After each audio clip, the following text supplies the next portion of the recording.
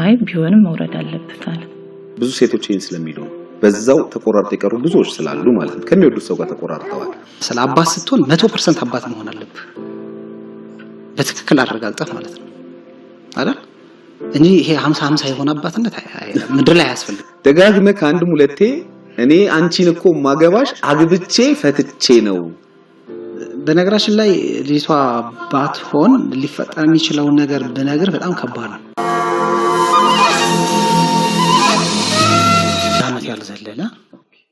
ከአንድ ዓመት ያልዘለለ ጊዜ ነበረው። ከዛ በኋላ ነው እንግዲህ እዚህ መጣን። ህዳር 1 እንዳልኩ ተነጋገርን፣ ታወቀን ማለት በይሄ አሁን ትውቅ ሲባል ዲፕ የሆነው ነገር ማለት ነው። ከዛ ስለ ፊውቸር አወራን ምናምን ከተሳስ ምናምን በኋላ ኖርማሊ በፕሮግራም እንገናኛለን። ያው እንዳልኩ ሰውጣ ብለን ያለችው ከአዲስ አበባ ትንሽ ማለት ትራንስፖርት አለበት። እኔ ደግሞ ከሰኞ እስከ ቅዳሜ ትምህርት ላይ ነኝ።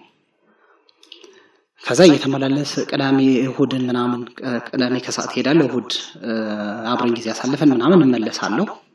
እንዲህ ያለ ቀጠለና እኔ ታህሳስ ማነው ጥር 16 መመለስ አለብኝ ወደ ክፍለ ሀገር። በዚህ ጊዜ ውስጥ በነገራችን ላይ ያንዳንዱ ነገር በግንኙነት ውስጥ ጥንቃቄ ባለው ሁኔታ ነው። ምን ማለት አልገባኝም። የፍቅር ግንኙነት ጀምራችሁ ስለወደፊት ተነጋግረናል ብለኛል። ኦኬ ከዛ በኋላ ወደ ግንኙነት ገባችሁ፣ ወደ አካላዊ ግንኙነት ገባችሁ። እሺ ግን ጥንቃቄ ያለው ማለት እሺ ገብቷል። ሰው እንዳታረግዝ ምናምን ምክንያቱም ከጋብቻ በኋላ ነው እያንዳንዱ ነገር መሆን ያለበት የሚል ስምምነት ላይ እንትን ብለናል። ምንድነው ከጋብቻ በኋላ መሆን ያለበት ማለት መውለድ ምናምን እያንዳንዱ ነገር ማለት ነው። አንደኛ ያለንበት ሁኔታ ትንሽ ኮምፎርት የሚሰጥ አልነበረም ለሷም ለኔ። ስለዚህ ያንን አጀስት ማድረግ ይጠበቅብናልና ኖርማሊ ያንን እስከምናደርግ ጊዜ ይፈልጋል ምናምንና እግዚአብሔር ይስጥልን። እንግዲህ ልናየው የፈለኩትኝ አሁን በመግቢያው ያዳመጣችሁትን የአንድ ወንድማችንና የአንድ እህታችን ታሪክ ነው እና እንደው ያየሁትንና ምናልባት እኛም ደግሞ ልንወስደው የምንችል ትምህርት ወይ ደግሞ አንዳንድ ደግሞ ቢሸሻሉ እና እንዲህ ቢሆኑ ብለን እንደ ሐሳብ ሰጠን ለሌሎቻችን ትምህርት ይሆን ዘንድ ነው በዋነኝነት ካየሁት ለማካፈል ያክል ነው። እና ታሪኩ በዮሃ ሚዲያ የቀረበ ታሪክ ነው። እንግዲህ ብዙዎቻችሁ አይታችሁት ሊሆን ይችላል። እና ግን እንደተናገረው ያው ከልጅቱ ጋራ የተገናኘው ከአንድ ዓመት ወይም ከተለያዩ በኋላ መጥቶ ከሷ ጋራ ተገናኘ። ያው መገናኘቱ እሱ መልካም ነው። ያው የጮኝነት በመፈላለግ የሚደረግ ነገር ነው። ስልኳን አፈላልጎ አገኘ። ከዛ በኋላ ልጅቱ ጋራ ውይይት አደረጉ፣ ተነጋገሩ። የመጪውን ነገር ውይይት አድርገዋል ማለት ነው።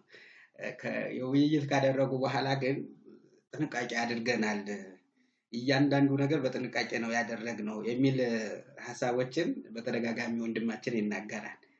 ጥንቃቄው ምንድነው ሲባል ልጅ ላለመውለድ በጣም ጥንቃቄ አድርገናል፣ ከጋብቻ በኋላ መሆን ስላለበት የሚሉ ሐሳቦችን ወንድማችን ነግሮናል። ግን መልካም ነው። አሁን ከጋብቻ በፊት ልጅ ያለመውለድ የሚደረገው ጥንቃቄ ጥሩ ሆኖ ከጋብቻ በፊት የሚደረገው ግንኙነት ላይ ደግሞ እንዲሁ ጥንቃቄ ቢደረግበት እጅግ በጣም መልካም ነበር።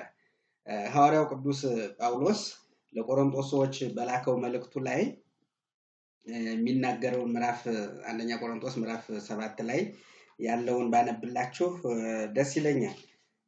ሐዋርያው ቅዱስ ጳውሎስ መልእክት ምዕራፍ አንደኛ ቆሮንቶስ ምዕራፍ 7 ላይ ስለ ጻፋችሁልኝ ነገር ስለ ሰው ወደ ሴት አለመቅረብ ይሻለዋል ካለ በኋላ ነገር ግን አለ እንዳትሴስኑ ሰው ሁሉ በሚስቱ ይወሰን። ምን እንዳትሉ በሚስቱ። አሁን ባልና ሚስት ከጋብቻ በኋላ ነው የሚሆነው። ስለዚህ ሰው መጠንቀቅ የሚገባው ምንም ብቻ አይደለም፣ ልጅ ላለመውለድ ብቻ አይደለም፣ የሚሟሉ ነገሮች አሉ ብሏል ወንድማችን። በኢኮኖሚ በፋይናንስ ምናምን ነገሮች የማይመቹ ነገሮች እንዳሉ ገልጿል። ግን ደግሞ ድግልግ ደግሞ ከዛም በላይ ደግሞ መታሰብ ያለበት ምንድነው? ከዛም በላይ መታሰብ ያለበት የክርስትና ሁኔታስ እንዴት አልታሰበም ነው። እና እያንዳንዷ ነገር ተጠነቀቃችሁ ወንድሜ፣ እያንዳንዷ ነገር ተጠንቀቀን አድርገናል ካልክ እንግዲያውስ እዚህች ላይስ መጠንቀቁ ቢኖር የተሻለ አይሆንም ነበር ወይ? አሁን ለተፈጠረው ክፍተት አሁን እናንተን እንግዲህ ለዲኤንኤ ምርመራ ነው እንግዲህ ልጅ መሆን አለመሆኑ ይረጋገጥልኝ ብለው ነው የመጡት። ለዚህኛው ችግርስ አልዳረጋችሁም ወይ? አየህ የተወሰነውን ጥንቃቄ ስታደርግ ግን ዋናውን ነገር በመርሳትህ ምክንያት ወደ አላስፈላጊ ጥርጣሬ ውስጥ ሊከታችሁ ችሏል ማለት ነው። ስለዚህ ምንድነው የሚለው ሐዋርያው ቅዱስ ጳውሎስ ነገር ግን እንዳትሴስኑ ወይም ደግሞ ስለ ዝሙት ጠንቅ ምክንያት ለእያንዳንዷ ባል ይኖራት ለእያንዳንዱ ሚስት ይኖረው። ስለምን ምክንያት? ስለ ዝሙት ጠንቅ። ስለዚህ ባል ሳይሆን ሚስት ሳትሆን ቀድሞ የሚደረግ ጋብቻ የለም። ስለዚህ የመጀመሪያው መጠንቀቂያ ከሁሉም ከጥርጣሬ ሁሉ ነፃ ሊያደርጋችሁ የሚችል እሷም ሆነ እህታችንም ብትሆን ወንድማችንም ቢሆን ይህንን ነገር አይሆንም ብላችሁ ብትከለክሉት ኖሮ አሁን ለደረሳችሁበት አሁን ለመጣችሁበት አሁን ለደረሰባችሁ ያለመተማመን መፍትሄው ያ ይሆን ነበር ማለት ነው። ስለዚህ ሁሉን ነገር በጥንቃቄ አድርገናል ስትል መንፈሳዊ ነገር ጥንቃቄ ግን የጎደለው መሆኑን ያሳያል ማለት ነው። የጎደለው መሆኑን ያሳያል። ስለዚህ አንድ ሰው ከተጋቡ በኋላ ነው እያንዳንዱን ጥንቃቄ ሲደረግ ለእያንዳንዱ ስናስብ ነገ ለገንዘብ ስናስብ ነገ ለጋብቻ ስናስብ ከትዳር በፊት ያለን ዝሙት ሁሉ እንዳይኖር መጠንቀቅ የሚገባን ነገር ነበረ እና ብዙ ጊዜ ወደ እሷ ሄዳለሁ ብለህ የገለጽካቸው ነገሮች አሉ። እንግዲህ ከስራ ጋርም ተያይዞ ብዙ ጊዜ እንደሚሄድ ገልጿን ወንድማችን ወደ እሷ የሚሄዱ እውነትን ለመናገር ፍቅርን ለመንከባከብ የሚደረገው ነገር መልካም ነው። ግን ይሄ ወደ ዝሙት ማምራቱ ግን እጅግ በጣም ስህተት ነው ማለት ነው። ትልቁ ስህተት እዛ ላይ ነው የተፈጠረ። አሁን ለተፈጠረው አለመግባባትም ዋናው ምክንያቱ ምንድነው? ቀድሞ የተደረገ የዝሙት ስራ ያ አለመግባባት እንዲኖራቸው አድርጎ የዲኤንኤ ምርመራ እስከማድረግ ልጁ የኔ ነው ወይስ የኔ አይደለም እስከማለት ድረስ ያደረሰው ይሄ ነው ማለት ነው። ስለዚህ ብዙዎቻችን እንደው እንደ ክርስትና እነዚህም ወንድምና እህቶቻችንም የኦርቶዶክስ ተዋሕዶ እምነት ተከታይ መሆናቸውን ያሳያል። እንደ ክርስትና ቤተክርስቲያናችን መታዘዘውን ብናደርግ ልክ ለዚህ ለሌላው ትኩረት እንደሰጣችሁት እንዳይሆን እንደተጠነቀቃችሁት ሁሉ ለዚህም ደግሞ ትልቁ ጥንቃቄ ቢደረግ እንዴት ደስ ይል ነበር። እስኪ እንቀጥል።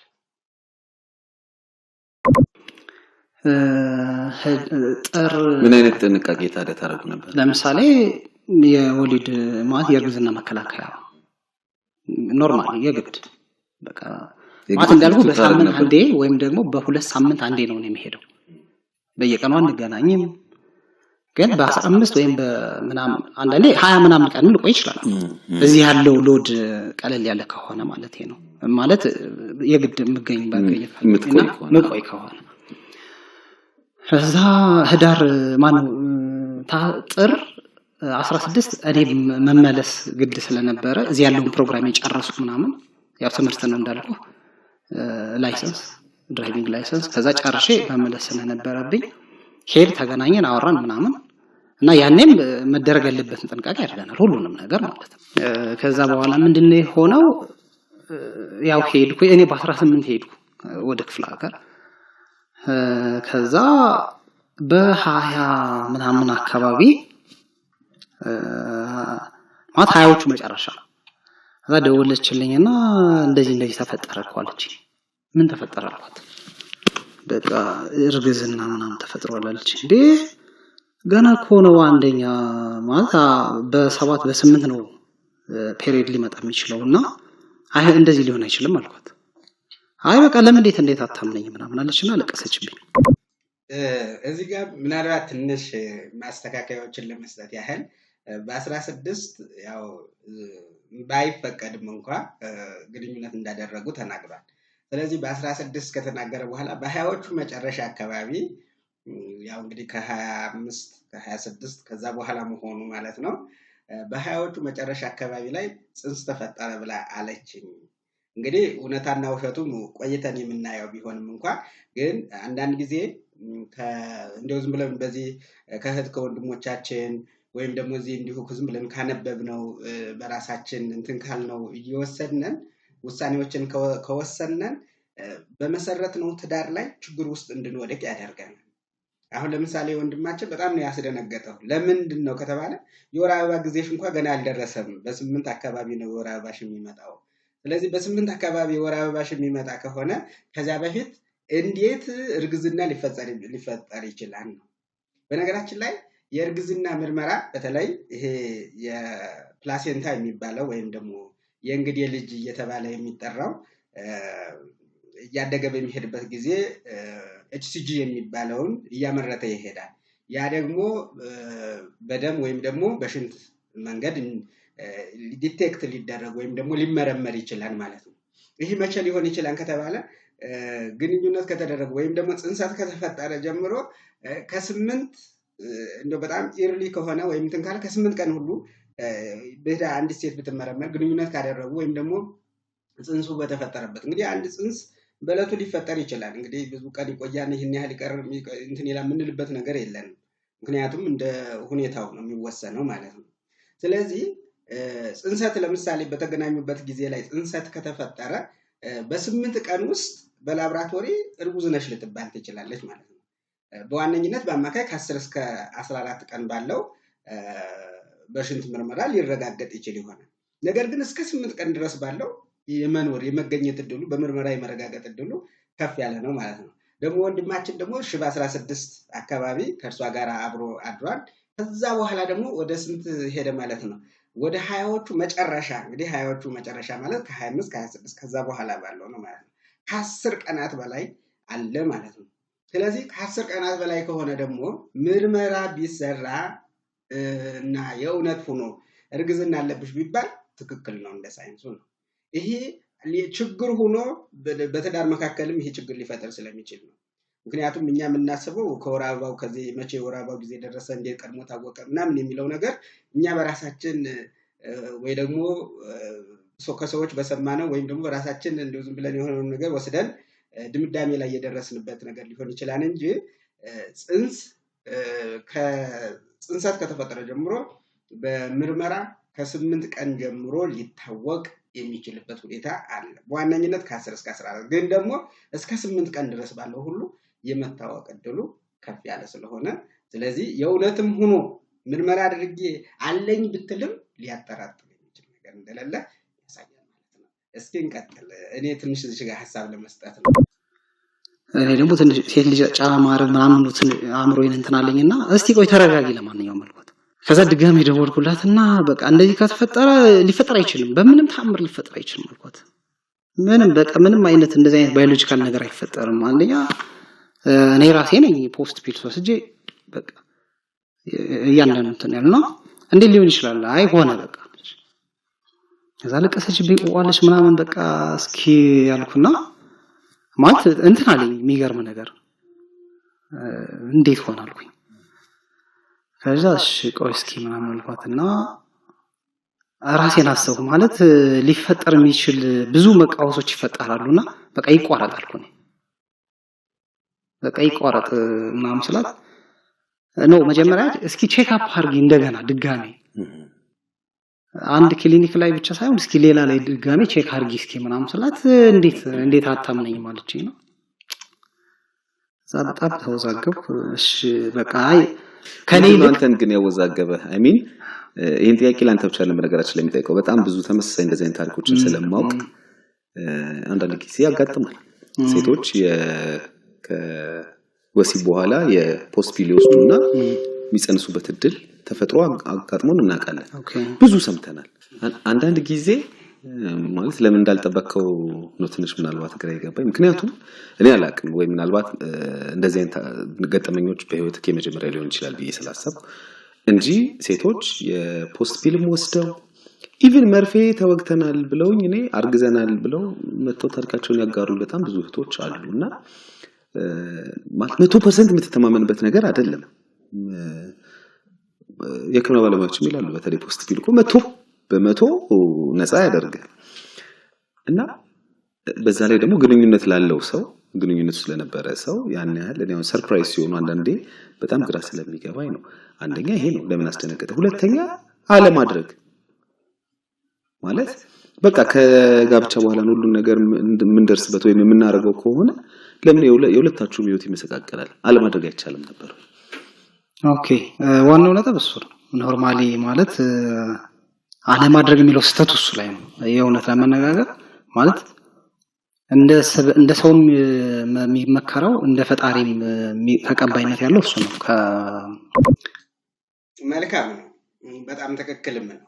እንደ ፈጣሪም ተቀባይነት ያለው እንደ ሰውም አሁን ከደረሰበት ጥርጥር መዳን የሚቻለው ቀድሞ መጠንቀቅ በሚለው ውስጥ መሄድ ነው። ወደ ግንኙነት አለመግባት የሚለው ነው ብሎ ጋዜጠኛው የጠየቀው ነገር በጣም ትክክለኛ ነው። ከዛ በተጨማሪ ደግሞ ጋዜጠኛውም ያነሳቸው መልካም ሀሳቦች ስላሉ ነው። የወሊድ መከላከያን በተመለከተ እንግዲህ 100% የሚባል የለም ብሎ ጋዜጠኛው እየተናገረ ነበር። በነገራችን ላይ ይሄ ፖስት ፒልስ የሚባለው ፖስት ፒል ምናልባት እንደው እንዳጠቃቀም የተለያየ ነገር ቢኖረው በምን ያህል ጊዜ መወሰድ አለበት የሚለው ብዙ ነገሮችን እንዳላርግ ብዙ ነገሮችን ኮንሲደር ተደርገው ወይም ደግሞ እንደዚያን ታሳቢ ነገሮች ተደርገው 95% የመከላከል አቅም አለ። ያ ማለት ፖስት ፒልስ ወይም ደግሞ ይሄ ኢመርጀንሲ ፒልስ የሚባለው ወይም ደግሞ ሳይታወቅ እንደ ድንገት በአጋጣሚ ሆኖ በመደፈር ሊሆን ይችላል። ያልታሰበና ያልተረጋገጠ ሰዎች ሳያስቡበት የተደረገ ነገር ሲሆን ፖስት ፒልስ እንዲወስዱ ይመከራል። ይሄ ባለሙያ ነው እንጂ እንደ ቤተክርስቲያን አስተምሮ አይደለም። አሁን እየተናገርኩ ያለው እንደ ባለሙያ ማለት ነው። ፖስት ፒልስ እንደ ወሊድ መከላከያ ተደርጎ የሚወሰድ እንትን አይደለም። ግንኙነት እያደረጉ ቆይ ፖስት ፒልስ ይወሰድ እየተባለ እንትን የሚባልበት እንደሌላው ወሊድ መከላከያ ተደርጎ የሚወሰድ አለመሆኑ በደንብ መታወቅ አለበት። ተከታታይ የሚወሰድ አይደለም ፖስት ፒልስ። ሰው ቢደፈሩ ሳያውቁ የሆነ አጋጣሚ ሆኖ ብቻ ባላወቁትና በተቸገሩ ጊዜ እነሱ ባላሰቡት ብዙ ጊዜ ሰው የሚያጋጥመው አይታወቅምና በዛን ጊዜ ላይ ያልሆነ ግንኙነቶች ቢኖሩ ጽንስ እንዳይፈጠር በባለሙያዎች ያ ፖስት ፒልስ ወይም ኢመርጀንሲ ፒልስ የሚባለው ይወሰዳል ማለት ነው። እና ይሄንን ቢወስዱም እንኳን 95% ነው ወሊድ የሚከላከል። ያ ማለት 5% ጽንስ የመኖር እድል ይኖረዋል ማለት ነው። እና እሷ የእውነቷን ይህንን በኋላ እንመጣለን። በእርግጥ እሷ ሌላ ነገር ለመፈተን የተናገረችው ነገር ነው። ይሄ ግን ደግሞ ሌላ ነገር ለመፈተን ትናገረውም እንጂ የእውነትም ሆኖ ቢገኝም እንኳን ነፍሰ ጡር የመሆን እድል ከፍተኛ። ስለዚህ ከመቶ ውስጥ 5 ሰው ያንን መድኃኒት ወስደው እርግዝና ሊፈጠርባቸው እንደሚችል መታወቅ መቻል አለበት። ይህን ማየት ነው። ሌላ የወሊድ መከላከያ ላይ ስንመጣ የወሊድ መከላከያ የተለያየ ነው። እንዳወሳስዱ መጠን የተለያየ ቢሆንም እንኳን ለምሳሌ ለሕክምና ባለሙያዎች ሴቶቹ መጥተው የወር አበባ አላችሁ ወይ የወር አበባ ከሌለ አንሰጥም ሲሏቸው እኮ የሌለውን ሁሉ አለን ብለው የሚወስዱ ሰዎች አሉ። የግድ ነው በቃ ያን አይቻልም የወር አበባ ተብሎ ከባለሙያ ጋራ ለምን አታመጣ ለምን አሰጠኝ ምን ስለራሴ ነው እኮ ማውቀው ብለው በቃ ልመና ውስጥ የሚገቡም ብዙዎች አሉ። ይሄ በልምድም በተሞክሮም ካየሁት አንፃር የምናገረው ማለት ነው። እና እንደዚህ ናቸው። አይ በፍጹም የወር አበባ ከሌለ ጽንስ ሊኖር ስለሚችል ስለዚህ ጽንስ ደግሞ ካለ ይሄ መድኃኒት መሰጠት ስለሌለበት ልንሰጥሽ አንችልም ተብሎ ሲነገር በፍጹም እኔ ነኝ የማውቀው እኔ ለራሴ አይደለም ወይ ብለው ብቻ አልጸንሼ ይሆናል የወደፊቱን ይከላከልልኛል ከሚል መጣው የሚወስዱ ሰዎች አሉ። እና ከዛ አንፃር እርግዝናም ብዙ ጊዜ ተፈጠረ የሚባለው ከዛም አንፃር ቢሆንም እንኳን አሁንም ግን እነዚህ የሚወሰዱ እንትኖች ለምሳሌ የሚዋጥ ይሄ በየቀኑ የሚዋጣውን ብንወስደው ኮምባይንድ ኦራል ኮንትራሴፕቲቭ የሚባለውን እሱን ብንወስደው አሁን እሱ አንደኛ የሚወስድበት ሰዓት ራሱ ወሳኝነት አለው። አሁን ሚኒ ፒልስ የሚባልም አለ እና የምንወስድበት ሰዓት ራሱ ለምሳሌ ከምሽቱ 3 ሰዓት የምትወስድ ሴት ሚኒ ፒልስ እየወሰደች ከምሽቱ 6 ሰዓት እንኳን ብትወስድ የእርግዝና ሊፈጠር ይችላል ማለት ነው። ስለዚህ ድንገተኛ የእርግዝና መከላከያ የሚባለውን ፖስት ፒልስ የሚባለውን መውሰድ ሊጠበቅባት ይችላል ማለት ነው። አያችሁ የ3 ሰዓት ልዩነት ሚኒ ፒልስ ሲሆን ማለት ነው። የ3 ሰዓት ልዩነት ሌላው ደግሞ እስከ 12 ሰዓት ልዩነትም ካለ ሊወሰድ የሚችልበት ሚኒ ፒልስ ወይም ደግሞ ፖስት ፒልስ የሚባለው በእነዚህ በሚኒ ፒልስ 3 ሰዓት በላይ ቆይታ አንዲት ሴት ያንን እየወሰደች ያለችው ፕሮጀስትሮን ኦንሊ ፒልስ የሚባለው እየወሰደች ከሆነ ያንን ስትወስድ እስከ 3 ሰዓት በላይ ከቆየች ከምሽቱ ለምሳሌ 1 ሰዓት የምትወስደውን 4 ሰዓት ላይ ብትወስድ 1 ሰዓት የምትወስደውን 3 ሰዓት 4 ሰዓት ላይ ብትወስድ ስለዚህ እቺ ሴት እርግዝና የመጋለጥ እድሉ ከፍተኛ ስለዚህ እንደዚህ አይነት ችግሮች ስላሉበት 91% የሚከላከል የሚዋጣው ማለት ነው ብዙ ችግሮች ስላሉበት ቲፒካል እና ፐርፌክት ዩዝ የሚባላል ፐርፌክት ዩዝ ከሆነ በትክክልና በአግባብ ከተወሰደ 99% ሊደርስ ይችላል ፐርፌክት ዩዝ በሚባለው ማለት ነው ቲፒካል ዩዝ በሚባለው ግን አንዳንድ ክፍተቶችን ግን በሚጠቃለሉበት ጊዜ ግን 91% ነው ማለት ነው ያ ማለት 9 ሴቶች እርግዝና የመከሰት እድሉ ከፍተኛ ነው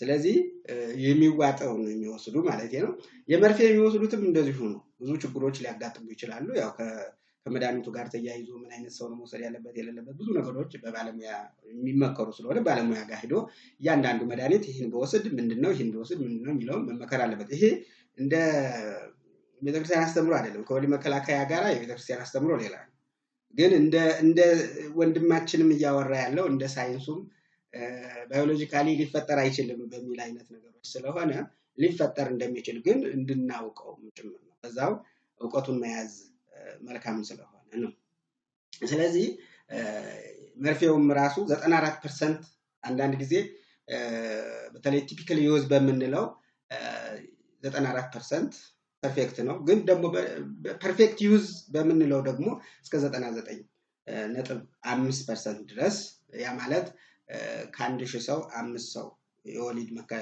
ወስደው ከ1000 ሰው 5 ሰው የወሊድ መከላከያ ወስደው ሊያረግዙ የሚችሉበት በጣም በደንብ ጥንቃቄ ካለው 5 ሰው ብቻ ይሆናል ማለት ነው አለዚያ ግን ከ100 ሰው ራሱ 6 ሰው አግባቡ ካልተወሰደ መርፌው ከ100 ሰው 6 ሰው ሊያረግዝ ይችላል ስለዚህ እነዚህን ክፍተቶችን ማወቅ ያስፈልጋል ስለዚህ አውቀሽ ሳትወስጂ ነው የወሊድ መከላከያ ሳትወስጂ እንደዚህ አርገሽ ነው እኔ ወሰጂ ያልኩሽ ምናምን ተብሎ በትዳር ውስጥ እኔ ሳልፈልግ ወለድሽ እንዲሆንሽ ተብሎ እስከ ፍቺ ድረስ የሚያደርስ ችግር ስለሆነ ማለት ነው እና በተቻለ መጠን ባለሙያን ሄዶ ማማከር በተለይ የሚወስዱ ሰዎችን እኔ አሁን ሄዱ ወሰዱ እንዲበሉ ያልኩ እየመከርኩኝ ባይሆንም እንኳን ግን የሚጠቀሙ ሰዎች እንግዲህ ከነሳ አባታቸውም ጋር ተመካክረው አንዳንድ ነገሮች እንግዲህ በነሳ አባት በኩል እንትን የሚለው ካለ በዛ በኩልም ያለውን ተወያይተው የሚወስዱም እንኳን ቢሆኑ ማድረግ የሚጠበቅባቸው ነገር ምንድነው 100% አድርጎ መያዝ የለባቸውም ማለት ነው ስለዚህ በአግባቡ ከተወሰደ 99.5 ድረስ ከ1000 ሰው 5 ሰው ብቻ ግን ደግሞ ያን ያህል ከሆነ ደግሞ ከ100 እንኳን 6 ሰው ድረስ እንትን ይችላል ስለዚህ ያንን ማየት የተሻለ ነው ከ1000 ደግሞ 60 ሰው ድረስ እርግዝና የመፈጠር ድሩ በመርፌ መንገድ ከሚሰጠው ማለት ነው እርግዝና የመፈጠር ድሩ ከፍተኛ ሌሎቹ እንደዚህ የማህፀን ውስጥ ወይም ሉፕ እየተባለ የሚጠራው እነሱ ከ99.8 እስከ 99.9 ድረስ ፐርፌክት ናቸው ያው አጠቃቀማቸው በባለሙያ የሚደረጉ ስለሆኑ ከሌሎች ንክኪ ጋርም የተያያዙ ስላልሆኑ እነሱም የተሻለ እንትን አላቸው ሌላ በክንድ የሚቀመጥ ኢምፕላንትስ የሚባሉት እነሱም ምክንያቱም በባለሙያ ስለሆነ እነሱ የሚቀመጡ ቲፒካል ዩዝ የሚባል የላቸውም ያው ፐርፌክት ዩዝ እና ቲፒካል ዩዛቸውም ተመሳሳይ ነው ማለት ነው ባለሙያ የሚያስቀምጣቸው ስለሆነ ማለት ነው እነዚህ ግን በአጭር ጊዜ ውስጥ የሚሰሩ እንደ መርፌ አይነቶች ግን ሰዎች ሲመጡ የወራባቸው ወይ የመውሰጃ ጊዜያቸው የተለያየ ነገር አሳልፈው ስለሚመጡ እንዲህ አይነት ነገሮች ሊፈጠሩ እንደሚችሉ ማወቅ ጥሩ ነው ትዳርን በዚህ ምክንያት መበተን ስህተት ነው መሆን የለበትም ጥርጣሬ ውስጥ መግባትም የለበትም ስለዚህ ቀረብ ብሎ ባለሙያን ማማከርና እንትን ማለት ጥሩ እነዚህን የመሰሉ ቆንጆ ወንድምና እህት አሁን በጣም ጥርጥር ውስጥ ገብተው ችግር ውስጥ ገብተው የዲኤንኤ በቃ መታየት አለበት እስኪሉ ያደረሳቸው ያላቸው የግንዛቤ እጥረትም ጭምር ስለሆነ ማለት ነው በዚህ እነዚህ ወጥተው ስለተናገሩ ወጥተው የማይናገሩ ግን ትዳራቸው እስከ መፍረስ የደረሰባቸው ብዙ ሰዎች ስለሚኖሩ በእንደዚህ አይነት ነገሮች ቢፈጠሩ ጥንቃቄ እንድናደርግ ከማለት አንፃርም ጭምር ነው። እስኪ እንቀጥል እና ደግሞ እስኪ ጥሩ ነገሮችም አሉ በኋላ መጨረሻ ላይ ክፍተቶቹንም ደግሞ መጨረሻ ላይ ለማጠቃለል ከጋብቻ በፊት ምን ማየት ግን ይላል ለማድረግ የሚለው ነገር ግን አንዳንዴ ወጣት ስትሆን ይወር አስገድዶ ወይም ስቦ የሚያስገባ ነገር አለ ቢሆንስ ምናምን ነው ከኛ ተጀመረ እንዴ ምናምን ትለው ነገር ሁለተኛው ደግሞ ምንድነው እኔ ያልጠበቅኩት ከዚህ በፊት እንደዚህ አይነት በህይወት እንትን አጋጥመኝ ያቀም ሁለተኛ ደግሞ እንደዚህ አይነት አላስፈላጊ ሪሌሽን አላደርግም በቃ አዘ ፐርፐዝ ብቻ ከሆነ ብቻ ነው ማለት ይቀጥላል ብዬ የማምንበት ነገር ሲሆን እና አንዱ እሱ ነው እና ከዛ በኋላ ምን ሆነ መሰለክ ያው ጧት አካባቢ ነው ደወለችልኝ እንደዚህ ስትለኝ ኖ እንደገና እስኪ ቼክ አድርጊ ያልኳት ሌላ ክሊኒክ ላይ እንዴት እኔን አታምነኝም ሌላ ክሊኒክ ላይ ምን ማለት ነው ምናምን ስትለኝ አይ በቃ እስኪ ቼክ አድርጊ ስላት አለቀቀሰች በጣም ከምልህ በላይ ማለት ነው ከዛ እኔም ስሜት የተነካ ማለት የእውነት እኔ ሴቱ በሆን ኖሮ ሊደርስ የሚችለው ይሄ ሞራል ስብራት አለ አይደል ሊያጋጥም ይችላል አልኩና እሺ እስቲ ቆይ ተረጋጊ ምናምን አልኳትና ከሰዓት ደወልኩላት ከዛ ከሰዓት ደወልኩላት በቃ አንደኛ ገና ወር እንኳን አልሆነም ስለዚህ እንዴት ጽንስ ሊፈጠር ቻለ ብለሽ እንዴት አወቅሽ ከቶም እኔ በ16 ነው ምናልባት ከዛ በፊት በነበሩት ግንኙነቶች ሊሆን ይችላል ምናምን በሚል ስጋት ስላለኝ ነው ያንን የሚያልኳት ከዛ ቀጥሎ ግን ምን ሆነ ከሰዓት ደወልኩላት በቃ ይቋረጥ ላንቺም ለኔም ህይወት ምናምን ስላት የበለጠ እንደገና በጣም ስሜታዊ ሆነች ምናምን አለቀቀሰች ምናምን ዛኔ በጣም እንትን አልኩኝ ወደ ራሴ ማሰብ ጀመርኩ ከምልህ በላይ ማለት ነው እሺ ምናምን ቆይ በቃ እስቲ ምናምን አልኳትና ከዛ በቃ ችግር የለውም ታዩ አንቺም ነኝ ምናምን አልኳት ከዛ መጣች መቼ መጣች መሰለ እኔ ጥር 18 ከዚህ ሄጄ በአንድ ወር ከአንድ ቀኗ የካቲት 19 ማለት ነው ከዛ መጣች ከ15 ቀን ወይም ከምናምን በኋላ እሷ የምትሄድበት ቦታ ነበር እዛ ደርሳ መጣች እዛ ደርሳ ከመጣች በኋላ ቁጭ ብለን ተነጋገር ያንዳንዷን ነገር ዲፕሊ ከዛ ስንነጋገር አይ ባለፈው እኮ እንደዚህ ያልኩህ እኔ ምን ያክል እንደምትወደኝ ለማወቅና እንዳላጣ ስለፈለኩ ነው እንጂ እኮ እርግዝና የተፈጠረው አሁን ላይ ነው አለች የበፊቱ አይደለም አሁን ከመጣ በኋላ ነው አለች አሁን ከመጣ ማለት ድጋሚ ደግሞ ከሄደች በኋላ ክፍለ ሀገር ከሄዳችሁ በኋላ ኦኬ እንደዛ ስትለኝ ከዛ አለ መግባባት እየመጣ ያ ወንድ ልጅ ስትሆን ደግሞ እንዲህ አይነት ነገሮች ወደ አእምሮ ከመጡ የሚረብሽ ነገር አለ እንደ ወንድ ማለት ነው በቃ ማለት ከዛ በኋላ ምንድነው አመኔታ ይሽረሽራል በቃ እንደሰው አጠቃላይ አሁን እኔ ነኝ ጥያቄ ያለኝ ማለት ነው እንግዲህ እንደሰማሽው ነው እስካሁን ያለው ነገር ማለት ነውና ለምንድን ነው አንቺ በውስጥሽ ጽንስ ሳይኖር ጸንሻለሁ ካንተ ብለሽ የተናገርሽው እንደዛ ያልኩበት ምክንያት ማለት ነው አሁን በፊት ስንገናኝ አግብቼ ጓደኝነት ስንጀምር ማለት ነው ካንቺ ጋር ምን ጋባ አግብቼ ፈትቼ ነው ይለኝ ነበር አግብቼ ፈትቼ ነው ማገባሽ ይለኝ አንቺኑ ነው እኔን ማለት ነው ኦኬ ከዛ ምን ለማለት እየፈለገ ነው እንደዚህ ይለኝ አልኩና ጥር 16 መሰለኝ ጥር 16 መጣ ከኔ ጋር ማለት ነው ጥር 16 መጣና በ17 ተመለሰ ወደ አዲስ አበባ በ18 ክፍለ ሀገር መሄድ ነው አንድ ቀን መሰለኝ አብረን ያደርነው አንድ ቀን ከዛ ከጥር 19 ቤተሰብ ከደረሰ ዛ ማለት ነው ሀገር ቤት ከደረሰ በኋላ በቃ እናወራለን ስራ ምንም እንደሚሰራ ምናምን እናወራለን ከዛ በ8 ወይ በ9 አካባቢ ደወልኩና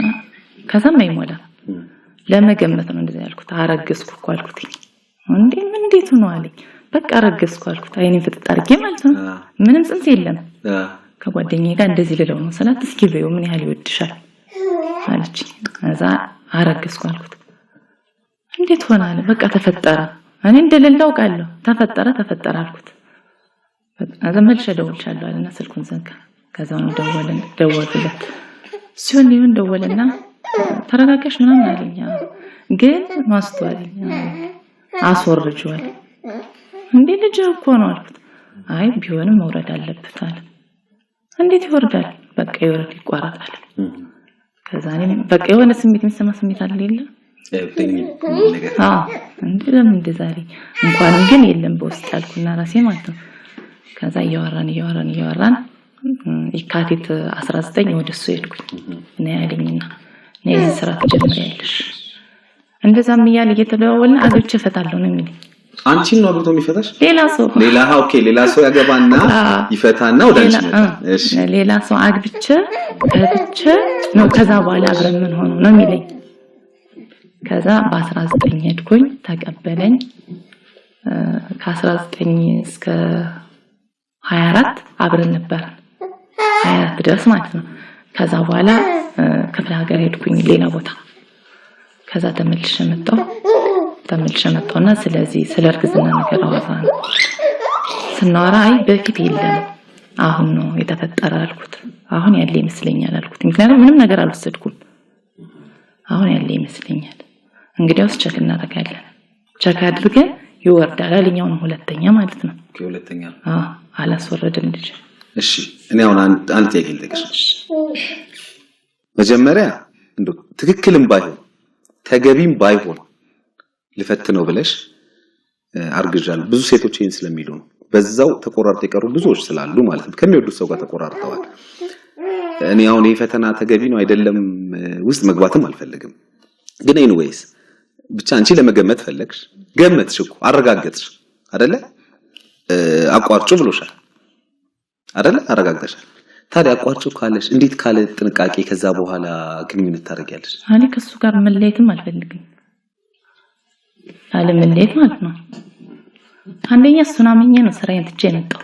እንዴ በሴት ልጅ ህይወት አግብቼ ነው የምፈታ የሚል እዛ ሆኖ የሚለኝ ማለት ነው። በቃ ብቸኝነት ያስጠላል እንደዚህ ይላል ይለኛል። ስራዬን ትቼ ሄድኩኝ በቃ አብሬ ለመኖር ነው ከሱ ጋር። እሱ ግን አግብቼ ፈትቼ ይለኛል እኮ። እንደዚህ ካለሽ አንቺ ለምን ከሱ ጋር ላለመለያየት አብሬ ለመኖር ማለት ነው። ቢያንስ በቃ እውነታውን ሲያውቅ ልጅ ሲያይ አብሬ እኖራለሁ ብዬ ነው ያሰብኩኝ። ከዛ ተመረመርኩ። ስመረመር ነፍሰ ጡር ነሽ ተባልኩ። ከዛ መቋረጥ አለበት አለኝ። አላቋረጥ አልትራሳውንድ ወሰደ። ፔሪድ መቼ ነበር ሲለኝ በዚህ ቀን። መልካም። አሁን እዚህ ጋርም ትንሽ ሐሳብ ለመስጠት ያህል ነው። አንደኛ መሰረቱ የተበላሸ ህይወት መጨረሻውን ሊያመር አይችልም።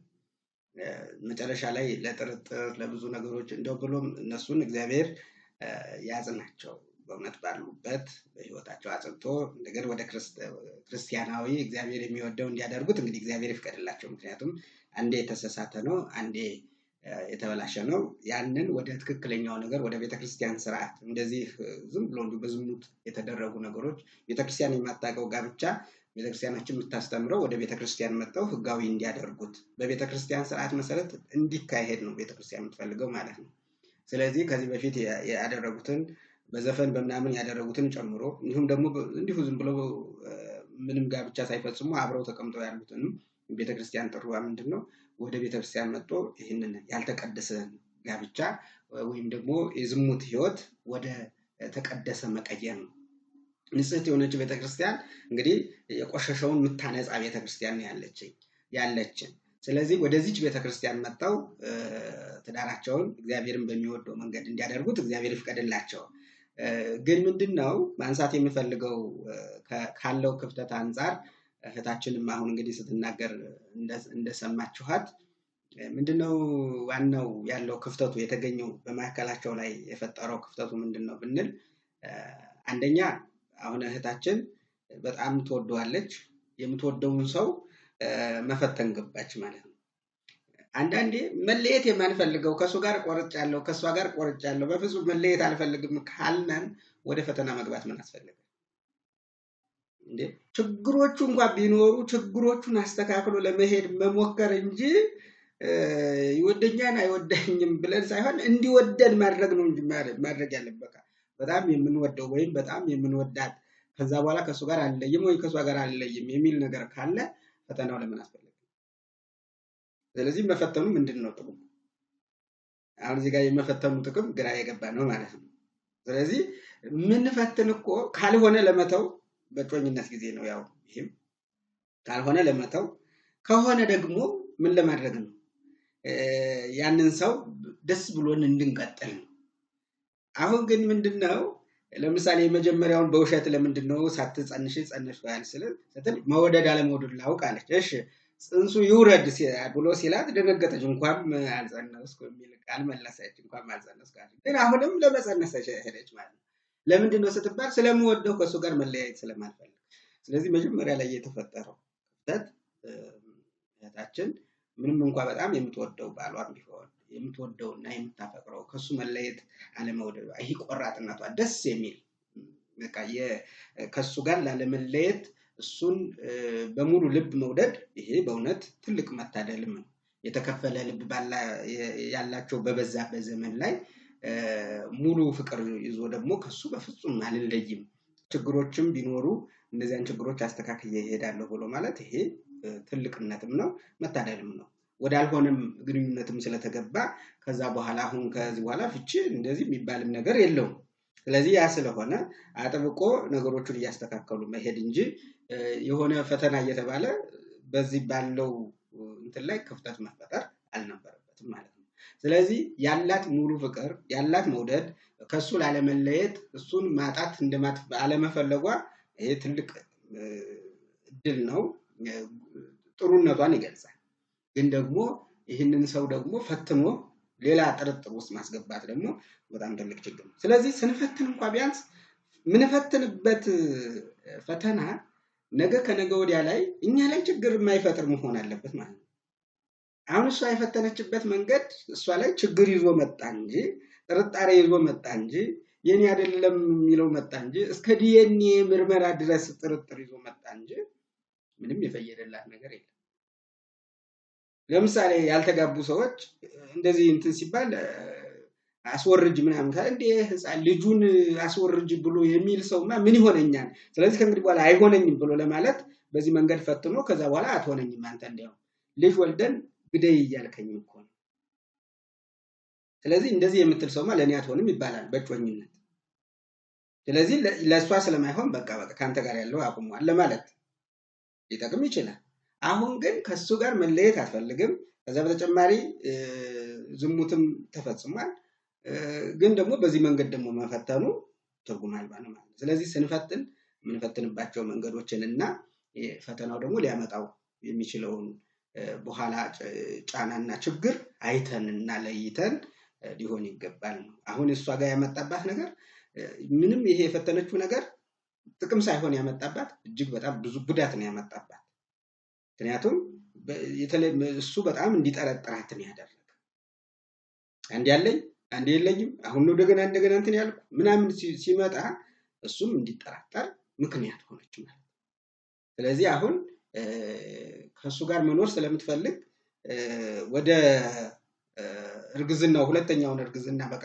ማርገዝ አለብኝ ያለችው እሱን ላለማጣት ብላ ነው ይሄንን ያደረገች እንዲያ ከሆነ መጀመሪያ ሳይኖር አለኝ ማለት አይጠበቅም ነበር ምክንያቱም ምንም ቢል ምትቀጥል ከሆነ እሺ አይወደኝም ብላ ካሰበች እኮ አሁንም ለምሳሌ መውደዱን ለማረጋገጥ ነው አለች ግን አይ በቃ ይሄ ልጅ አልፈልግም ብሎ ሲላት እኮ መውደድ በቃ ተሱ ጋር ያለ አይወደኝም ብላ እኮ አልተወችም አይደል ከሱ ጋር ያላት ህይወት እንዲቆም አልፈለገችም አይደል ታዲያ እንዲያ ከሆነ መፈተኑ ትርጉም አለው አላማው ፈተና ሲፈተን እንኳን አንድ ሰው ሲፈትን ጓደኛውን ጮኛውን ወይም ጮኛዋን ስትፈትን አላማ ያለው ሊሆን ይገባል ነገ ከነገ ወዲያ ሌላ መዘዝ ይዞ የሚመጣ አለመሆኑን ማረጋገጥ ያስፈልጋል ጎል ደግሞ ሊኖረው ይገባል ይሄን ከመለሰ ይሄ እርምጃ ወስዳለሁ ይሄን ደግሞ ከመለሰ ይሄን እርምጃ ወስዳለሁ የሚል እና ከሥርዓተ ቤተክርስቲያን ደግሞ አንፃር የማይቀረን ዝም ብሎ አራባና ቆቦ የሆነ ነገር ሳይሆን የእውነትም ነገ ከነገ ወዲያ በእግዚአብሔር ቤት ሲቀጥሉ ችግር ሊፈጥር የሚችል ነገር ካለ ያንን ነገር በደንብ አይተውት ሊሆን ይገባል ማለት ነው ግን እህታችን የፈተነችበት መንገድ እና ፈተናው ያመጣው ውጤት ግን እጅግ የማይገናኝ እስኪ እንቀጥል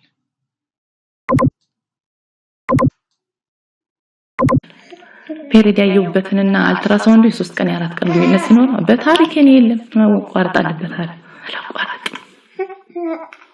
ከዛ በቃ ሶስቴ ወይ ሶስቴ መሰለኝ አልትራሳውንድ ሴት ከአንዱ ሴት ከአንደኛው የ3 ቀን ልዩነት ይኖረዋል ካመጣውበት ቀን ጀምሮ ሲታሰብ ማለት ነው። ከዛኛው ደግሞ የ5 ቀን ይኖረዋል የ10 ቀን ልዩነት ይኖረዋል። ከዛ እንደዛ ሆኖ እቺ ልጅ መቼ ተወለደች? ህዳር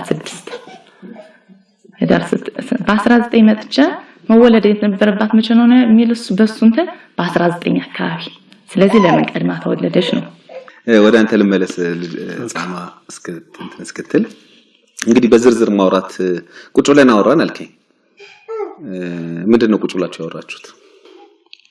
ምን መሰለህ እንዳለችክ ከዛ በፊት በነገራችን ላይ እሷ ጋር እዚህ ከመምጣቴ ምናምን በፊት ከጀርባ ቤተሰብ እንትና የምትባል የምታገባን አይነት ሰርግ እንፈልጋለን ምናምን በቃ ይሄ አለ ይሄ ካልቸራል ሆነው አባህንሳ ላይ የሚል አሁን ያለች ግልት ላይ ነው እሱ ልትመልስልኝ ነው። እንደዛ አይነት ይሄ ደግሞ በቀጥታ በጥያቄ ነው ያለብህ። ምክንያቱም ደጋግመህ ከአንድም ሁለቴ እኔ አንቺን እኮ ማገባሽ አግብቼ ፈትቼ ነው አይ ኖርማሊ እሱን ነሽ ባለኛለች ይሄ ሰምታት የለ አግብቼ ሌላ ሰው ከዛ ኖሬ ከዛ ፈታና ከዛ መጣና አንቺን አገባሻለሁ ነው እንግዲህ እኔ የምረዳው እንደዛ ነው። ምንድነው ለምን አግብቼ ፈትቼ የምትላት? እሱ በነገራችን ላይ አሁን አንዳንዴ ዝም ብለህ እንዲሁ እንደ ኖርማል የምታወራው ነገርና ሲሪየስ የምታወራቸው ነገሮች በግንኙነት ውስጥ የሚፈጥሩት መሻከር እንዳለ የገባኝ አሁን ላይ ነው። አብቷል አንዳንዴ እንደ ቀልድ ብለህ እኔም አወራው እሷ የምትጥለው ነገር ቀስ ያለ እየሸረሸረ ይመጣልና ምን ነበረ ያ ጉዳይ ተቋርጧል። በእርግጥ ግን ከሷ ጋር ከመምጣቴ በፊት ምናምን ቤተሰብ እንዲህ አይነት ነገር ነበረ ልጅ አይነት ነገር እንደዚህ አይነት ነገር ማለት ነው። ከዛ እንደዚህ ያለ ምናምን ቢያወራታለሁ ግን ማውራት ሲሪየስ አልነበረም ዝም ብሎ አላ ቀስ ያለ ግን እሷ ላይ ትልቅ እንትን ፈጥሯል። እሱ ነው ኖርማሊ የሆነት ለመነጋገር ግን ሁለተኛው አባባል ገብቷል። ልዩነታችን 7 ቀን ሆነ። ሌላ ጋር እንሄድ ማለት የማህፀን ስፔሻሊስት ነው። መልካም እዚህ ላይም ትንሽ ሐሳብ ለመስጠት ጥሩ ነው። በእውነት ጋዜጠኛው በደንብ ነው እየጠየቀው ያለው መጠየቅም ያለበት ጥያቄ ነው። አንደኛ እኔ አሁን እዚህ ጋር ዝም ብሎ ዝም ብዬ ክፍተት የሚታይ በየት አንፃር ነው ብትሉኝ አጀማምሩም በሁለቱም መካከል ላይ ክፍተት ነበር። ለምሳሌ እሷ አንቺን ማገባሽ ሌላይቱን አግብቼ ያችን ፈትቼ ነው ሲል በፍጹም ሌላ ካለህ ከሷ ጋር ቀጥል፣ በፍጹም ሌላ ሴት ፈተህ እኔ እንድታገባኝ አልፈልግም ማለት ነበር። ምክንያቱም ቀድሞ ነው ይሄንን ሲነግራት የነበረው ማለት ገና ምንም እንትን ሳይሉ ራሱ ሌላዋን ፈትቼ አግብቼ ደግሞ ፈትቼ እያለ ማለት። ስለዚህ አግብቶ ፈትቼ የሚለው ነገር ሲመጣ በራሱ መቆም የሚገባው እዛ ላይ ነው። ወደሱ ደግሞ እንምጣ። እንዴ ምን ማለት ነው? ትዳር ቀልድ ነው ወይ? እሺ ቤተሰብ የሚሉኝ ነገር አለ ተባለ አይደለ እንዴ? ቤተሰብን እናት አባትን ለማስደሰት ብሎ ፈጣሪን ማስከፋት ጥሩ ነው መልካም ነው ወይ? በእውነት ያችን ማትኖርባትን አብራሃት ማትቀጥለው በህይወት ላይ ጨዋታ አይሆንም ወይ? የዚያችን ልጅ ስሜት የምትሰበረዋስ ልቧ የሚሰበረዋስ አይታይህም ወይ?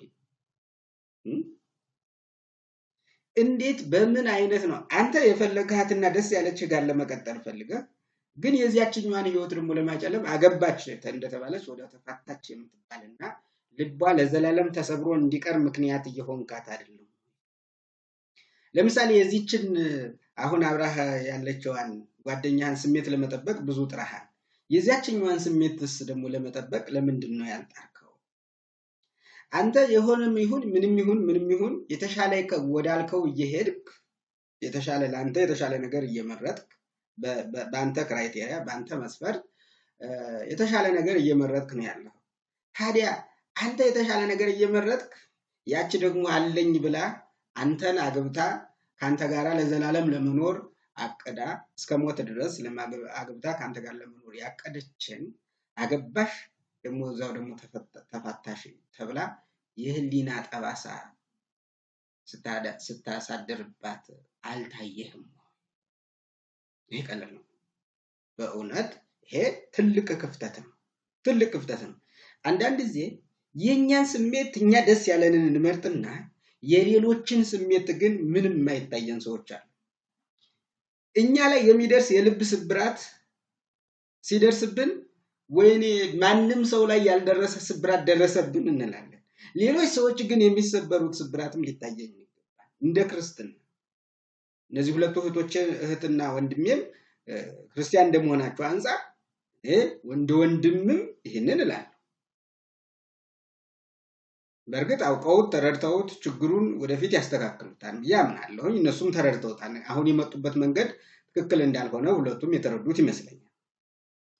ግን ለሌሎቻችን ደግሞ ትምህርት እንዲሆን ታዲያ አሁን እንዴት ለሆነ ሰው ስንጠነቀቅ ለሌላኛው ሰውስ ደግሞ ለሁሉም ማንጠነቀቅበት ምክንያት ነው? እሺ እኔ ቅድም የእህታችንንም እንዳልኩት ነው የእህታችንን የምጠይቀው ማለት ነው። የዚያችን ልጅ ልብ ሰብሮ ከመጣ ያንቺን ልብ ደግሞ ሰብሮ እንደሚሄድ እያወቅሽ ለምንድን ነው አብሮ ለመቀጠል የወሰንሽው? ልብሽ ተሰብሮ እንዲቀር ትፈልጊያለሽ? ይሄ አይነት አስተሳሰብ ትክክል አይደለም። በፍጹም አግብተህ ፈተህ ወደኔ ልትመጣ አይገባህም፣ እግዚአብሔርም አይወደውም ብለሽ ነው እንጂ ማለት ያለብሽ ያችን ሰብሯት ከመጣ ያችን ከሰብሯት ወደኔ ከመጣ እኔን ይወደኛል ከዚያችን ልክ ብለሽ የምታስብ ከሆነ በጣም ትልቅ ስህተት። የዚያችን ልጅ እንባ እኮ ወደ ፈጣሪ ይደርሳል። የዚያችን ልጅ ስብራት እኮ ወደ ፈጣሪ ይደርሳል። ምን አገባኝ ብለሽ ከሆነ አንቺም ቢሆን እኔ ያላደረኩት ከሆነ አንቺም ቢሆን ተካፋይ ሆነሽ ለምን ያችን ጥያት ልምጣ ሲል እሺ ብለሽ ተቀበለሻል። እንዲያውም ደግሞ ወደዚያች እንዳይሄድብሽ ነው ስትጥረት ሁሉ ስታደርግና አሁን የተፈጠረው ችግር የተፈጠረ ማለት ነው። እስኪ እንቀጥልና እንግዲህ በጣም የታወቀ ዶክተር ነው። በቃ በለዛ ከተማ ኖርማል የሚባለው ማለት ነው። እሱ ጋር ሄድን በቃ የመጨረሻ ተብሎ ማለት ነው። ስንሄድ መረመረና የ10 ቀን ልዩነት ፈጠረብን። 100 ቀኑ ነው አለ። 3 ወር ከ10 ቀኑ ነው ብለው እንዴት ሊሆን ይችላል? ቁጭ አለ እንደዚህ እንዴት ሊሆን አይችልም አልኩኝ። እዛ አስረዳ ነው። ከዛ ቁጭ ብሎ አለመግባባቶች እንዲህ አይነት ነገር ያጋጥማል። አንዳንድ ሰዎች እኔ ጋር እኮ የተገናኘችው በዚህ ቀን ነው፣ ነገር ግን እንዲህ ነው ብሎ ይላሉ። ነገር ግን አልትራሳውንድ የሚቆጥረው አለ አልትራሳውንድ የሚቆጥረው የመጀመሪያ ፍሎይንግ ዴይዋን ነው ብሎ አለ። ኦኬ እንደዛም ብለን ስንድል ደግሞ አሁንም ሌላ መጣረሶች አሉ ደግሞ አሁን እሱ ያለንን ቀን ስናመጣው የስንት ቀን የ3 ቀን ወይ ምናምን ነገር ደግሞ እንደዚህ አይነት ነገሮች መጡ። ከዛ ማለት እሱ ያለንን ማለት ነው የፔሪድ በ7 ነበረ። ስለዚህ በ19 ልዩነቶችን ሰባቸው ትንሽ የቀናት አሉ እሱ ባለን ማለት ነው። ገብቷል? 3 ቀን እንደዛ አይነት ነገር እንደዛ ሲለን እንዲህ ሆነው ከዛ ይሄን ማስረዳትም ብዙ አልፈለኩም እኔ ለምን መሰለ አንደኛ በስነ ልቦና መበደልም አልፈለኩም እሷን ማለት ነው። ስለዚህ ያለው ምርጫ ምንድነው? አይ እንግዲህ ፈጣሪ ያለው ይሆናል ዞሮ ከዚህ በኋላ ሊቋረጥ የሚችል ምንም ነገር የለም ከሆነ በዴኔ ማረጋገጥ አልያ ደግሞ መሆን ያለበት ይሆናል። ምክንያቱም ለምን መሰለ አባት ስትሆን 100% አባት መሆን አለብህ በትክክል አረጋግጠህ ማለት ነው አይደል? እንጂ ይሄ 50 የሆነ አባትነት ምድር ላይ አያስፈልግም። ግን ፍንጮቹ እንደው ማለት እንድታምናት አላስገደዱም። ለምሳሌ ከእህት ምክር ጀምሮ አይደል? ኦኬ። ከዛ ደግሞ ቀናቶቹ መለየታቸውን ስታይ የአልትራሳውንድ ውጤታቸው የቀናት ልዩነት ሲኖረው ፋይናሊ ያ የሕክምና ባለሙያ ያንን ነገር ሲልህ በቃ እንደው ብለህ ወደ ማመን አልመጣም? የእውነት ለመነጋገር ከ6 ወር ከ7 ወር በኋላ አሁን ያልከኝ ነገር መጥቶ ነበር።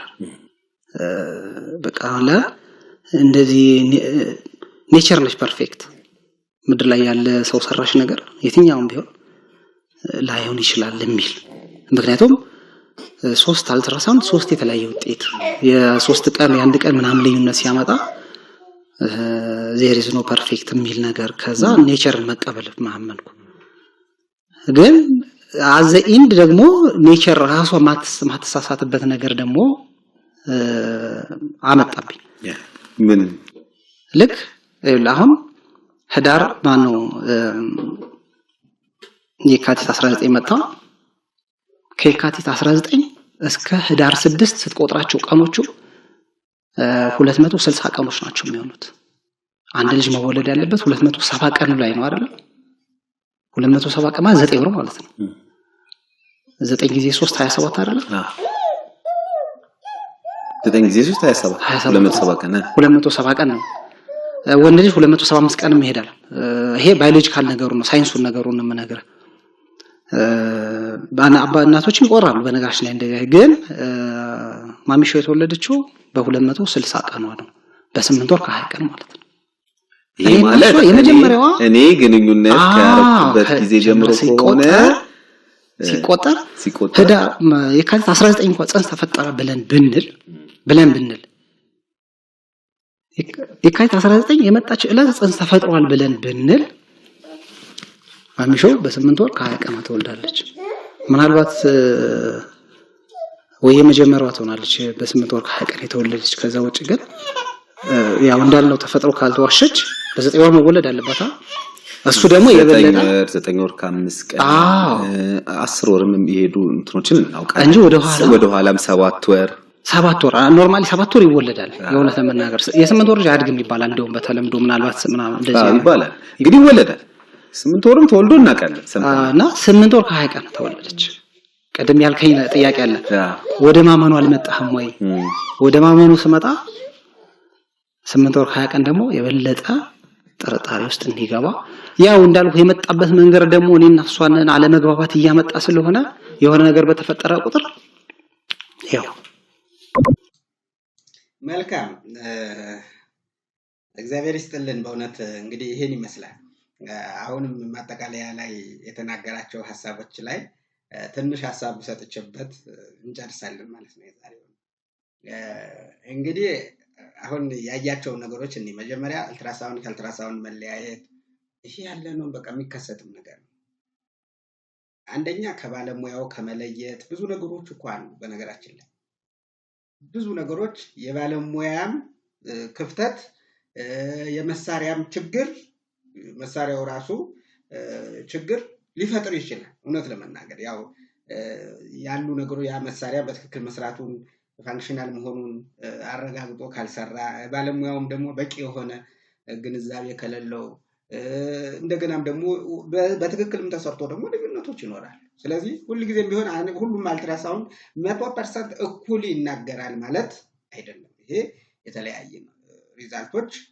ሪዛልት ሊኖረው ይችላል ማለት ነው እኔ ለምሳሌ አንዳንድ ላብራቶሪ ላይ ደግሞ ልምታ ለምሳሌ አሁን አንድ ቦታ ላይ ተመርምሮ አንድ ሰው አሜባ የለብህም ቢባል ሌላ ቦታ ላይ ሄዶ ተመርምሮ ደግሞ አሜባ አለብህ ቢባል አንድ ቦታ ተመርምሮ ጃርዲያ ያለብህ ቢባል ሌላ ቦታ ሄዶ ደግሞ ተመርምሮ ጃርዲያ የለብህም ቢባል ይሄ ከእንትንም አንፃር ትክክልም ነው ለምሳሌ አንድ ሰው 3 ጊዜ ምርመራ ቢያደርግ የተሻለ የማወቅ ዕድሉ ይኖራል ለምሳሌ ጃርዲያ ነው አይደል የለውም ቢባል 3 ጊዜ ምርመራ እንዲያደርግ ቢደረግ ያለው ነገር ላለመሳት ትልቅ አድቫንቴጅ ትልቅ ጥቅም ይሰጣል ማለት የተሻለ ጥቅም ይሰጣል ስለዚህ እዚህ ጋር ቴስት ተደርጎ የለውም ቢባል የባለሙያም እንትን ችግር አይሆንም ግን ቆይቶ ደግሞ እንዲያመጣ ሶስተኛም ቼክ እንዲደረግ ቢደረግ የተሻለ አንድ ነገር የማግኘት ሁሉ ነገር ማለት አይደለም ሁሉ ምርመራ እንዲህ መደጋገም አለበት ይያልኩ አይደለም ግን አንዳንድ ምርመራዎች ግን መደጋገም ያለባቸው ጃርዲያ የለበት ሲባል ደግሞም ተመርምሮ እስከ 3 ጊዜ ቢታይ የተሻለ ነው የሚሆነው ሌሎቹ ምርመራዎችም እንደዚሁ እየቆዩ እየታዩ ምርመራ በተለይ እነዚህ አንዳንዶች ደግሞ አንቲቦዲ ቴስት ያላቸው ቴስቶቹ አንቲቦዲ የሆኑ ቴስቶች ወይም ደግሞ መከላከያ ያመረተው ነገር ዲቴክት የሚያደርግ ወይም ደግሞ በዚያ መሰረት ውጤታቸው የሚታወቀው ተደጋጋሚ ነገርም ሊያስፈልጋቸው ይችላል ማለት ነው። ለምሳሌ ኤችአይቪ አሁን አንድ ጊዜ ፖዚቲቭ ነው ተብሎ ስለታየበት አለህ አይባልም። ድጋሜ እስከ 3 ጊዜ ድረስ ይመረመራል። 2 ጊዜ ፖዚቲቭ ወይም አለው ከተባለ የሰው ኤችአይቪ በሽታ አለበት ነው። 2 ጊዜ ነፃ ከሆነ ግን አሁንም ሌላ ጊዜ ደግሞ እስኪንየው ተብሎ ይታያል ማለት ነው።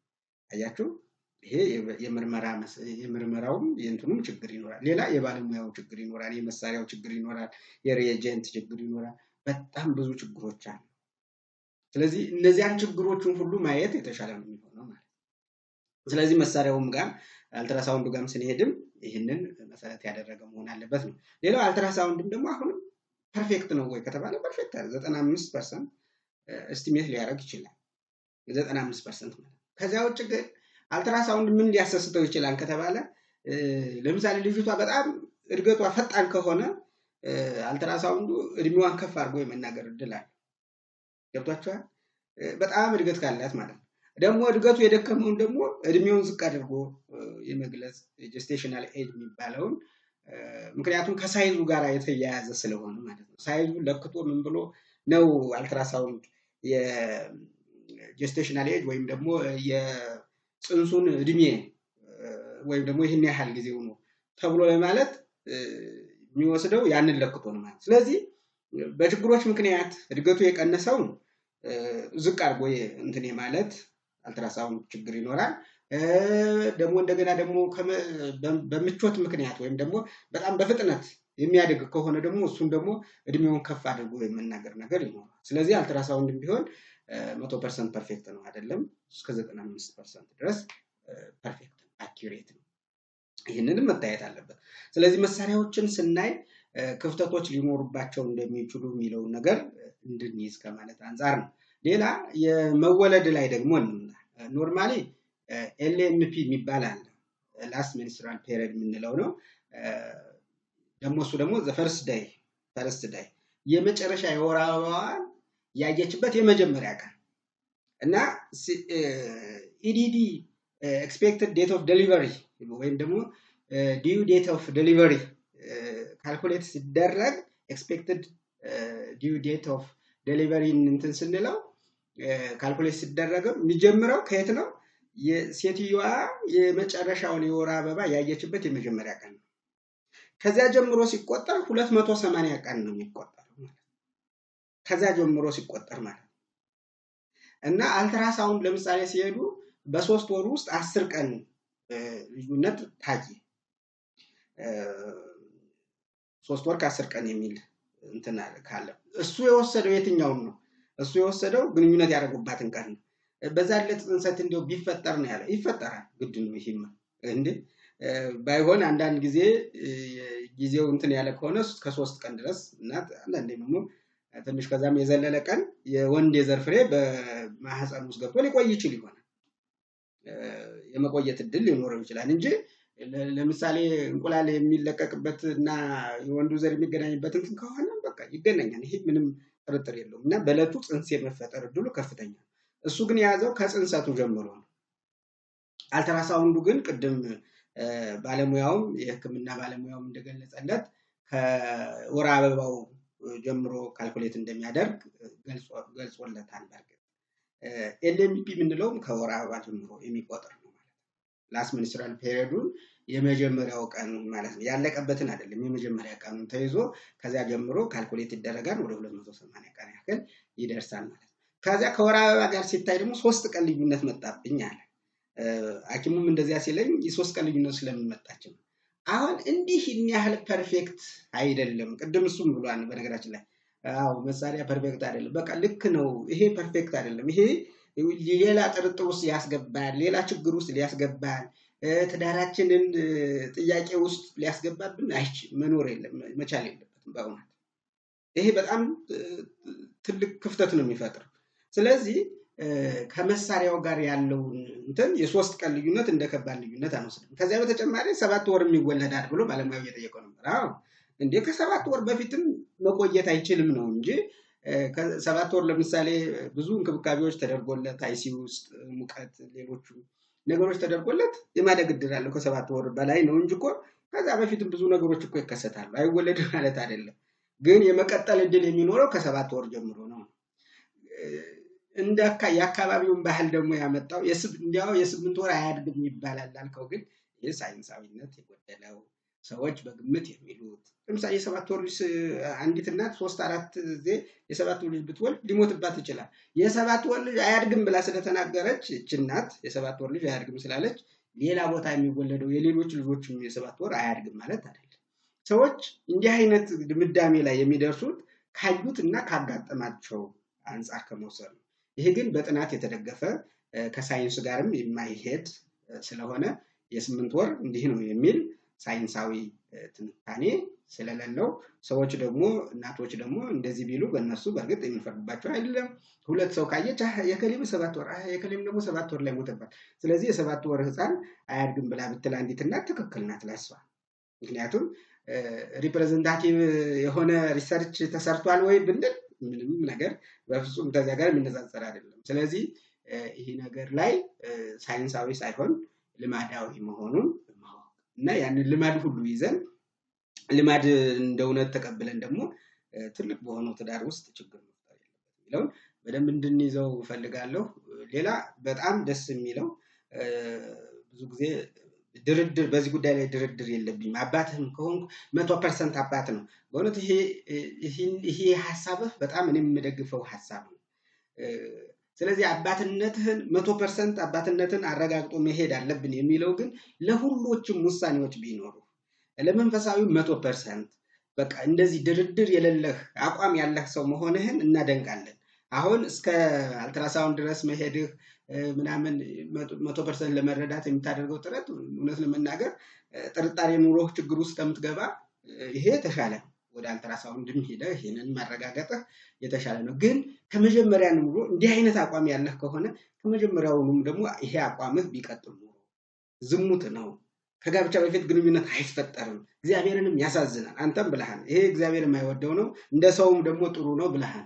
ለምንድን ነው እዚያ ላይ አቋምህ የላላው ነው? ስለዚህ እዚያ ላይ ያለውን ክፍተት ብትሞላ ጥሩ ነበረ። እኔ እንግዲህ ለሁለታችሁም አሁን የምለው ምንድን ነው ወደፊት ወደ ቤተክርስቲያን አመጣችሁት ካለ ከጥርጣሬ መንፈስ ማውጣት መቻል አለባችሁ የሚል ሐሳብ ሲኖረኝ፣ እንደ ማጠቃለያ ግን በሁለቱ መካከል ላይ ያለውን ችግር እንዴት አየኸው ብባል ግልጸኝነት አለመኖሩ ትዳራቸውን ችግር ውስጥ ጥሎታል። ምንም እንኳን በስርዓተ ቤተክርስቲያን ተጋብተው ትዳር ባይባልም እንኳን ልጅ እስከ መውለድ ያደረሳቸው ግንኙነት ስላላቸው ጋብቻ አላቸው፣ ሰው ባያጨበጭብላቸውም ማለት ነው። ስለዚህ የሰው ማጨብጨቡ አይደለም፣ የቤተክርስቲያኑን ግን አድርጎ ወደ ቅድስና ወደ ንጽህና እግዚአብሔርንም ደግሞ ይቅርታ ጠይቆ ሰው ይበድላል ያጠፋል፣ ሁላችንም አጥፍተናል፣ ሁላችንም በድለናል፣ ግን የይቅርታን አምላክ ደግሞ ይቅር በለን ብለን ወደ እግዚአብሔር መቅረብ አለብን የሚለው መያዝ ያለበት ነገር ነው ማለት ነው። ስለዚህ በጣም ያለው ክፍተት ለምንድን ነው ካላችሁኝ ግልጸኝነት የለም። እሷም እንደሚወዳት እርግጠኛ አልነበረችም። እንደሚወዳትም ለማረጋገጥ የሄደችበት መንገድም ስህተት ነበር።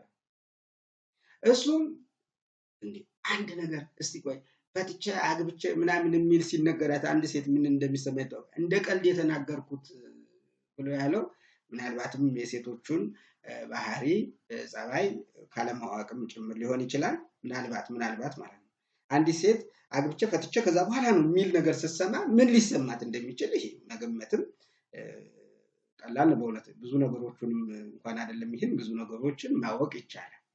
ስለዚህ ይሄ አሁን ለምንድን ነው ብላ እሷም ራሱ አልጠየቀችም። እንዲህ ስትል እኮ እኔ ውስጤ ደስተኛ አይደለም፣ ለምንድን ነው ሌላ እንዲህ ብዬ እንዲህ ስትለኝ ውስጤ በጣም ይጎዳል ብላ የደረሰባትን ያ ነገር የተሰማትን ስሜት መጠኑን መግለጽ በግልጽ ከዛ በኋላ እሱ ደግሞ የዛን ጊዜ ግልጸኝነቱን ያመጣል እና እናት አባቶችን ለማስደሰት እዛ የአበባህል ምናምን በቃ እችን አግብተህ ሄደህ አበባህን ማሳየት እንጂ ያልሆነ እችን አስቀምጠህ ሌላ ደግሞ በአበባ ታይተህ ያችን ፈተህ ደግሞ ሌላ ደግሞ እንትን ማለት ለቤተሰብም ለሁሉም ነገር እጅግ በጣም ችግር ነው። በእርግጥ በኋላ ተቋርጧን ብለህም ስለዚህ አግባብ አልነበረም። እዛም ላይ ሌላ እዚህ ላይ ሌላ ይሄ በራሱ ትልቅ ችግር ነው። ስለዚህ የግልጸኝነት ችግር አይቻለሁ። የግልጸኝነት ችግሩ ደግሞ አለመተማመን ደርሷል። አለመተማመን ደግሞ በመካከላቸው ያለውን ግንኙነት በጣም አዳክሞባቸዋል። እኔ ለአሁን ብቻ ሳይሆን ለወደፊትም ቢሆን ወደ እግዚአብሔር ካልቀረቡና መተማመናቸውን፣ ግልጸኝነታቸውን፣ ፍቅራቸውን የበለጠ በግልጽ እየገለጹ ወደ ተሻለ ህይወት ካላመጡት በስተቀር አደጋ ላይ እንዲደርስ አሁን ያለበት ሁኔታ ላይ እንዲደርስ እንግዲህ የሁለቱም አስተዋጽኦ ከፍ ያለ መሆኑን እናያለን ማለት ነው። ያው ብዙ ቢባልበት ብዙ ብንነጋገር ደስ ይለኛል፣ ግን ሰዓቱም ረዝሟል። ለማዳመጥም ደግሞ ትንሽ የማድከም ባህሪ ስለሚኖረው በዚሁ ጨርሳለሁ ማለት ነው። ስለነበረን ጊዜ የእግዚአብሔር ስም የተመሰገነ ይሁን። ወደፊት እንግዲህ የሚዲያ ትዝብት በሚል አንዳንድ ሀሳቦችን እንደዚሁ ሃይማኖታዊ ነገሮችን ተነስተው በሃይማኖታችን ጉዳይም ደግሞ እንትን የሚሉትን እንዲሁም ደግሞ ለኛ አስተማሪ የሆኑት ሀሳቦች ወደፊት ማመጣ ይሆናል ማለት ነው። እንግዲህ ብዙ መርሃ ግብሮች አለ በንሻገር ቲቪ ወልደ ሰንበት ብዙ መርሃ ግብር አለ። እንግዲህ እግዚአብሔር ከፈቀደ እነዚያን መርሃ ግብሮችን እኔም በአግባቡ እንዳቀርብ ለኔም አቅም ጉልበት እንዲሰጠኝ ለሁላችንም ደግሞ